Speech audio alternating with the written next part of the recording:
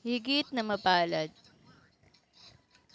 Nang paalis na ang mga alagad ni Jesus, nagsalita si Jesus sa mga tao tungkol kay Juan. Bakit kayo nagpunta sa ilang? Ano ang nais niyong makita? Isa bang tambon na hinihipa ng hangin? Bakit kayo pumunta sa ilang? Para makita ang isang taong may mamahaling kasuotan? Ang mga nagdaramit ng ganyan ay nasa palasyo ng mga hari. Ano nga ba ang nais ninyong makita? Isang propeta? Oo, siya ay propeta. At sinasabi ko sa inyo, siya ay higit pa sa isang propeta.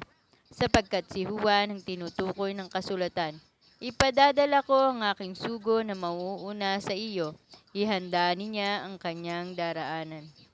Tandaan ninyo, higit na dakila si Juan na tagapagbautismo kaysa sino mang isinilang sa daigdig. Ngunit ang pinaka-pahamak na kaharian ng langit ay mas dakila kaysa sa kanya.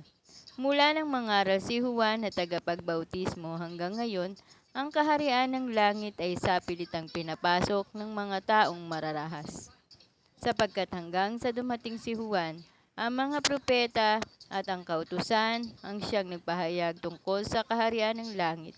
Kung naniniwala kayo sa pahayag na ito, si Juan na ang Ilyas na pinangakong darating.